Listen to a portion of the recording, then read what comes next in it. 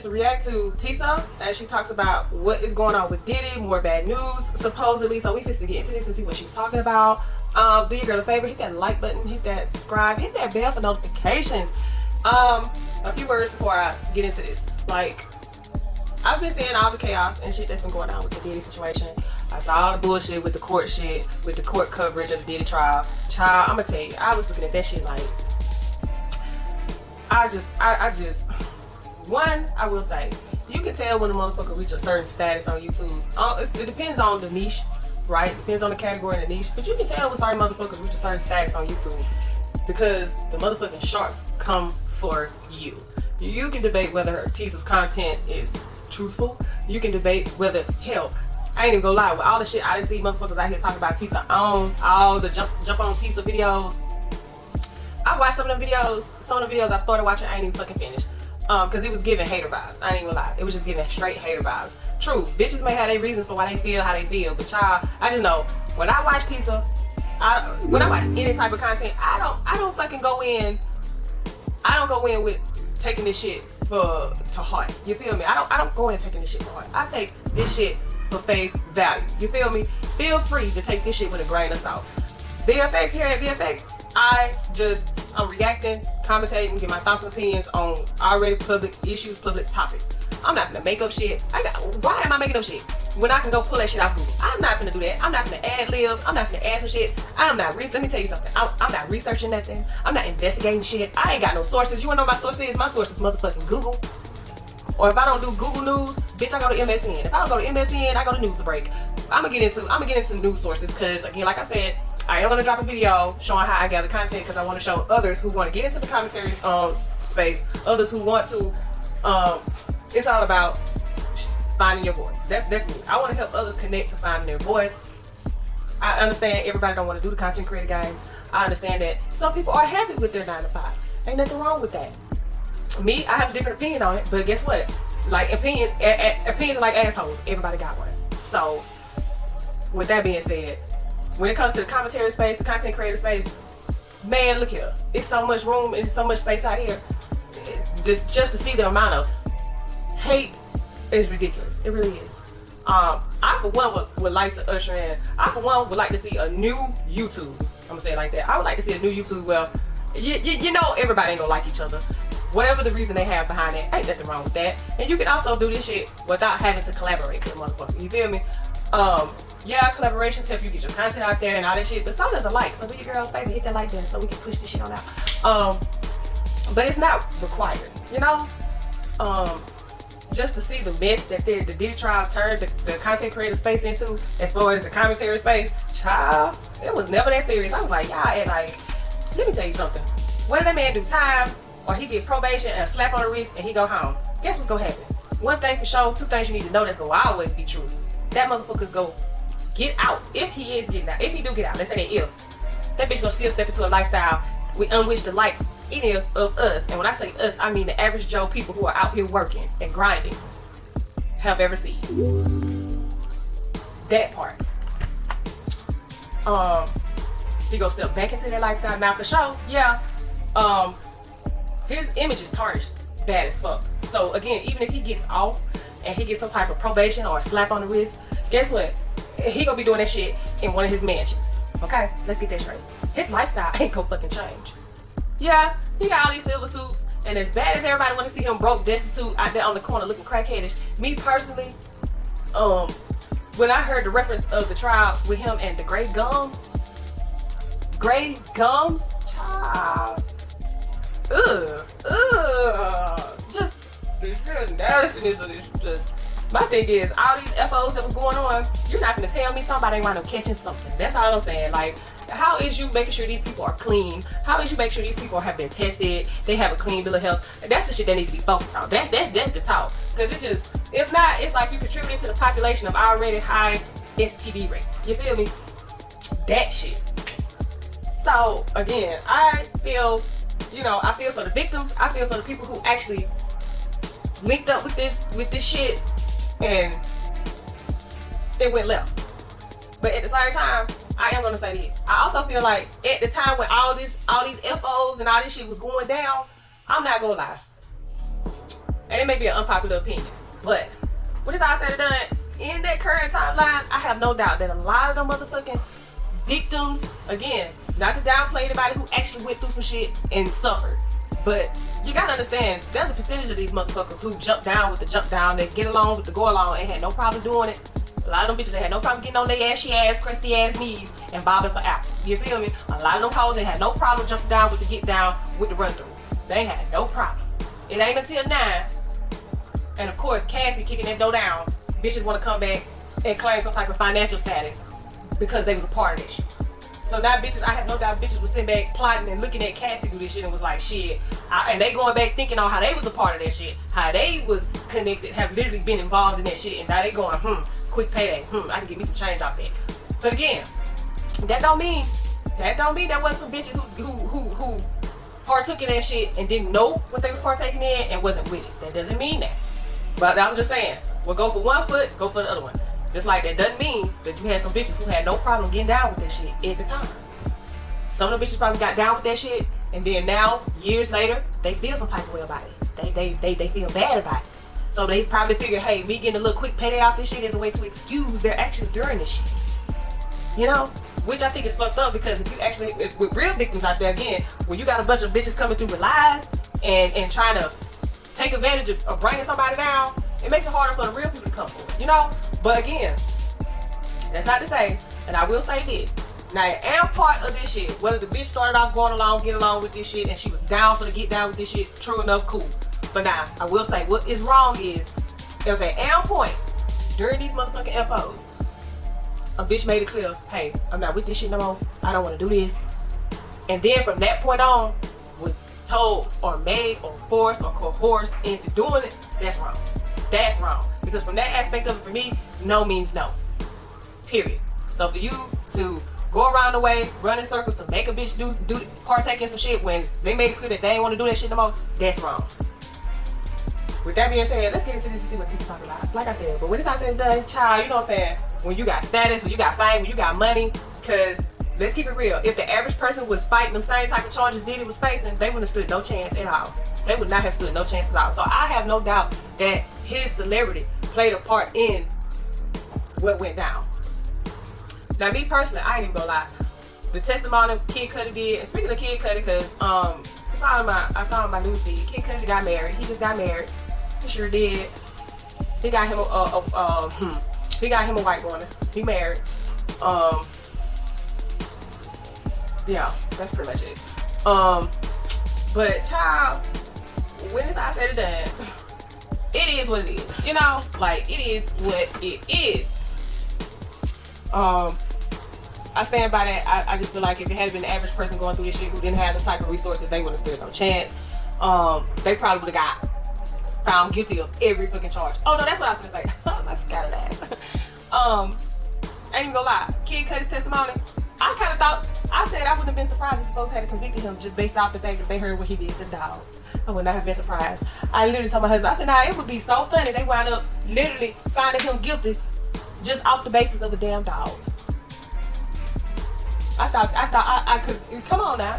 You know how people is about animals? Man, people go hard for animals. Man, motherfuckers go harder for animals than they do humans. I was like, shit. Then when I heard that Diddy's attorneys cut off the whole, they didn't want him getting into the lasting effects, whatever PTSD the dog had after that, they cut him out. They ain't want him to get into that because they ain't want the jury to hear that. And you know, you gotta know, 12 jurors, somebody on there is animal lovers. You feel me? So I ain't saying, man, I told my husband I wouldn't be surprised they convict that nigga alone off the fact of what he did to the motherfucking dog. I would not be surprised. But hey, he got two, got not guilty for the rest. So again, when it's all said and done, whether he's locked up or whether he's out, that bitch go fare well than the average person would have. If he get locked up, guess what? His books is gonna be good. His commissary is gonna be good. He still ain't gonna struggle. He still ain't gonna struggle. So, but let's see what he's talking about. This is going to be good, okay? Now, what did the judge ask for? He asked for comparable case law or statistics on similar Mann Act convictions. Now, first of all, this request is not unusual, but it is never neutral. It usually signals one or two things. One, that the judge is exploring options to justify a lighter sentence or release, especially if they're asking about parole eligibility, probation, or sentencing ranges. Two, the judge is building a case for why Diddy should not get leniency. By establishing how others were treated in similar cases, they could argue that letting Diddy off lightly would be inconsistent or unjustified. So the big question, all right, I'm actually being texted like this, so the big question is what context the judge acts this in. And the thing is, if we look at the Diddy case, this is where things get tricky. The judges already denied bail and called Diddy violent. He read him to filth. The judge was not happy, okay? And said his community ties made him more dangerous, not less. So it's gonna be hard for Diddy to rebrand himself. The judge also has letters from multiple victims who explicitly said he's a threat. They worked so hard on him not getting the RICO that they proved the violent part. Like, that's a given. They worked so hard to make sure he didn't get that RICO. They was like, we rather for them bitches to see you as everything else other than criminal enterprise. They succeeded. But they succeeded in that, guess what? It reflects directly. The violent shit is still out there. And you guys, listen, the verdict of the jury threw us for a loop. But the fact that the judge said all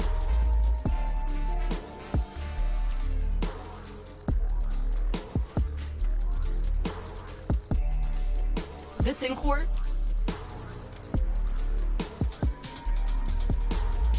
all this in court, and denied bail. I mean, come on. I think we can put two together. This does not look like someone that's looking to cut Diddy a break. And him being able to walk straight with time served, maybe that's cutting Diddy a break, okay? So why ask about the comparable Mann Act sentences, okay? They said, listen, T, so there's three possible reasons. One, judicial cover. The judge might personally feel parole is risky, but is giving the appearance of objectivity by asking both sides for precedence. That way, no one can claim bias later. Now, he might be appeal-proofing his decision for when he sentences him. If Diddy's team appeals any eventual sentence, the judge can say, I reviewed the sentencing ranges and outcomes for similarly situated defendants under the Mann Act, and the sentence falls squarely within that range. First of all, let's get something straight. He go appeal. Whatever they hand down, he go appeal. Let's get that straight. They already got the appeals locked, loaded, and ready to go. Because the objective here is to get him, no time, because his team is counting on the fact that he doesn't have a criminal record.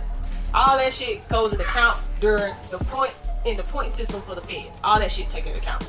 He ain't got no criminal record. But like I said, the defense was working so hard to prove that, hey, he's not a RICO, he's not a criminal enterprise, he's not running a criminal enterprise. So they worked so hard to push that to make sure he didn't get that to the point where, yeah, you kind of left him wide open to take them shots because he is violent. You know, he's not afraid to use his means, very powerful, very large network means to do what he got to do.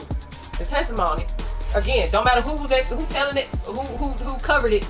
The testimony in itself showed he has a history of enlisting motherfuckers to help him carry out his demon time work. It is what it is. So of course we expect him. He been fighting this shit the whole time. Of course we're not gonna be surprised when he come back and he trying to file the appeal. Ain't no trying. They got them appeals locked, loaded, and ready to go. His lawyers is trying to get him no time. Cause I hope they not sitting there. Cause they'll be sitting there telling him, we gonna get you no time. We finna get you home. Just like they probably sat there and psyched his ass up after that trial, talking about getting him bail. They psyched his ass up then, had him thinking he was gonna get bail, and his ass was going home, and his ass did not go home. I know that had to be a hurting ass motherfucking feeling. But he was in that hole like, well, I'm finna go home. He wanted to go get that dye job. He wanted to get them great gums turned back pink. God damn it. Boy, that nigga was gonna have him a celebratory FO. Shit, Young Miami ready, you know. She had, what did she tweet? I heard some shit. She tweeted some shit like, yay, Poppy or some shit. So she tweeted out that celebratory for her man. You know what I mean? That nigga was, well, I'm talking about his network ready to go. Well, I'm talking about FO ready, celebratory. Well, that FO was gonna last for weeks. Woo, child. That was gonna go down. He was gonna get a smaller baby oil ship. He ain't finna get caught with that baby oil like that no more. Oh, that shit dead. Like, how they came in the cake? They was gonna catch him with that baby oil like that no more. Nah, he get out, he know how. And then that part, say he do get probation. Say he do get house arrest or some weak ass shit like that.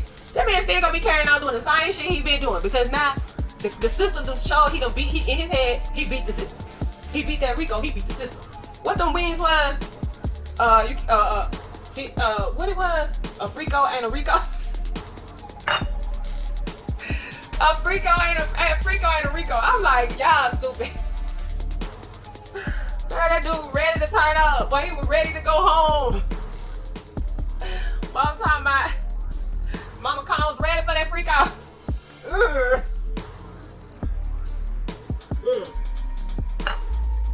But child, good luck with that. You know, but either way, his face is fucking, it's tarnished. Like, tarnished is an understatement. His brand, his reputation is gone. It has been thoroughly destroyed. So again, even if he do get off and he have to get house arrest, probation, the celebrity world that he knows, right? The celebrity world that he knows is not gonna receive him at all. Like, them bitches go turn, they officially turn their back on him. Period. Now you got some motherfucking celebrities, you got some motherfucking high profile motherfuckers who will still probably fuck with him low key. And who knows? Some of these motherfuckers still probably supporting his ass low key behind the scenes. They just not gonna do it out of nowhere because they know what that would mean. And then you got some brave souls who done came forward to speak on his behalf. Me personally, I ain't gonna lie. If he do have to get house arrest or probation, I just want to see how the celebrity world go act. I just want to see how them hoes go act. Because when it was time to show and tell, then none of you bitches show up. Then none of them motherfuckers show up. So for him to get out, if, again, big ass if, they was to get him some type of house arrest, probation, and he gets out, I just want to see the reaction of the celebrities that he was friends with. You know, because I imagine once Jay-Z stepped out there and was like, oh, man, we ain't friends. We just know each other. We business associates. Man, that's just an associate I know. Them pictures and all that shit y'all see in the media and all that. Man, that was just photo ops. It wasn't nothing serious like that. That shit wasn't real like how y'all thought it was. That was cold. That was like, damn, whole Rock Mason just straight up slapped that nigga in the face and was like, bitch, we don't know you. So, for him to, if he, again, if he do, because that would be staggering. But the option is open to him. Legally, it's open to him, right? So from that point on, it just depends on how his team can put the shit together for it to happen. You feel me? So it's a, what is it? If you want to say 50, he could get a slap on the wrist, light sentence. And when I say light sentence, that could be, they might ask him to do 2 years, the rest on house arrest or probation. Like, they may give him a sucker deal like they gave Young Thug, you know? I mean, these are the feds. Ain't nothing like having somebody as powerful as Diddy on papers for the rest of his life. I'm talking about on papers for the rest of his life. That means you gotta take drug tests. You got to go in that hole. What? But then again, with a motherfucker like Diddy, he used to paying his way. So I mean, then from that point on, you gotta guess, like, you gotta ask yourself, you know, how long would it be before he wound up paying off POs and, you know, shit like that. Whatever, you know.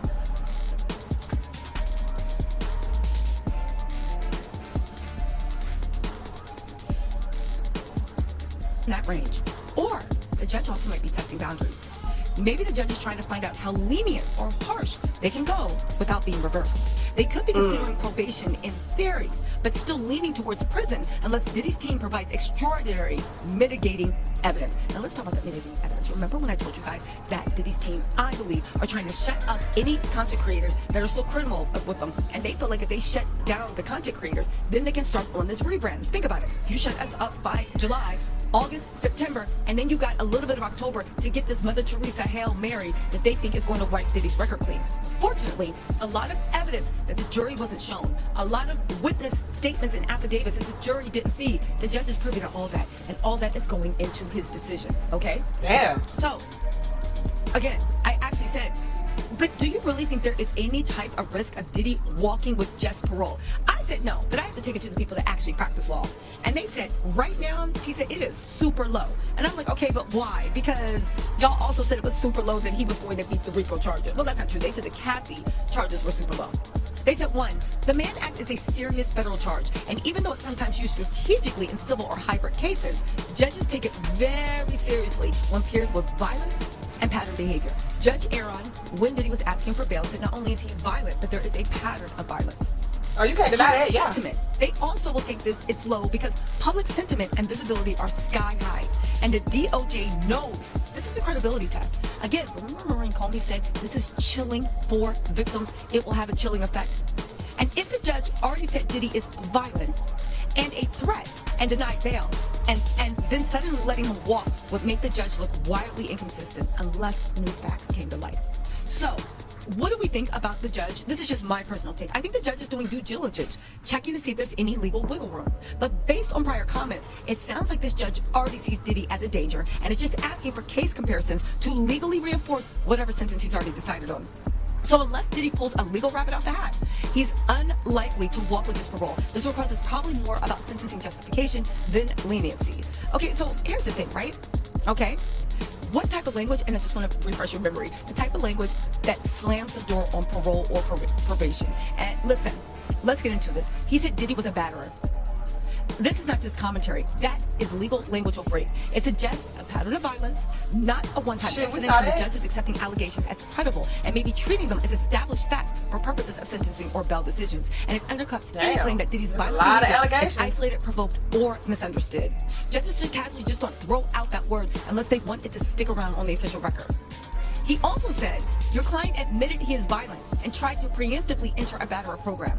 This is huge because pre-sentencing rehabilitation attempts, like enrolling in a batterer program, are often seen by judges as damage control and not sincere reform. The fact that Diddy knew to enroll in that program shows consciousness of guilt. He anticipated legal trouble. Admission of violence undercuts any "I didn't do it" or "this was exaggerated" defense. And if the judge believes the admission wasn't just PR, but rooted in truth, it justifies custodial sentencing over any community supervision.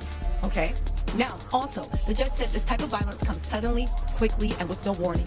That's a judicial finding of dangerousness. It said that the phrasing means that the judge believes Diddy is not in control of his violence and that his behavior escalates, it's impulsive, and it's unpredictable. Judges use this language to justify detention, especially in bail or sentencing memos. It also implies that even if he's calmed down, he could explode at any moment, which is true, and we can't risk that in the community. That is a direct argument against probation. Now, when you hear all that, I have to ask you, does this sound like a judge that's going to let Diddy walk? I mean, let's be serious. Even though I'm scared for the Diddy goons. What are they going to do? Hold the visual?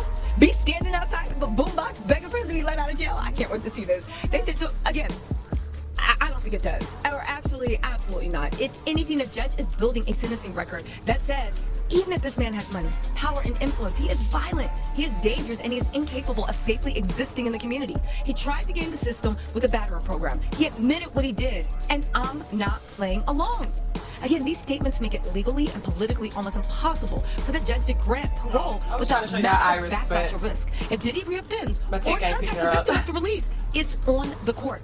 This isn't a judge looking for an excuse to show mercy. It's a judge locking in a narrative of violence, manipulation, and danger. Any future sentencing or probation denial can be backed by this exact language. So, unless something drastic changes, probation or parole is extremely unlikely. You're watching a legal system slowly setting the foundation for a multi-year custodial sentence, or at the very, very least, strictly monitored, okay? Strictly monitored movements. Again, listen, at the end of the day, I don't know, it is what it is. We are expecting that Diddy will actually do some jail time. Man, alright, we through with Tisa. Appreciate the content, appreciate the reaction. Y'all go over there, check Tisa Tales out, like, comment, subscribe. Man, at the end of the day, that man ain't gonna struggle. As much as everybody want that man to be desolate, down, broke, and dismissed, it's not gonna happen. If it do, it's gonna take a while. Now I also heard, I see a couple of videos, and matter of fact, Gene Deal, I was on his channel. He was talking like he knows some shit. He was like, Diddy finna get indicted again. Gene Deal was talking this shit. So I was just like, I'm watching, I'm like, damn, Gene, you talking like you know some shit. Like somebody like Lil Birdie already came and put some shit in your ear. Cause the way he was talking, the confidence he was talking on that, he was like, man, Diddy's finna get indicted again. I said, damn. I was like, if that's the case. I was like, if that's the case, man, that man is supposed to be fucked up. Like, time you come out of this, they hit your ass with another indictment. I was like, crazy. That's wild. I wouldn't be surprised again. It's the best. I'll put shit past no hoes. What? No. But that's neither here nor there. It's just something we wanted to just react to. Y'all let me know what y'all think about this whole Diddy situation in the comments below. Feel free to hit that like button, comment, share, subscribe. It helps push the content out. It costs nothing. I appreciate you guys watching. And guess what? I will see y'all in the next one. Y'all be good. Bye bye.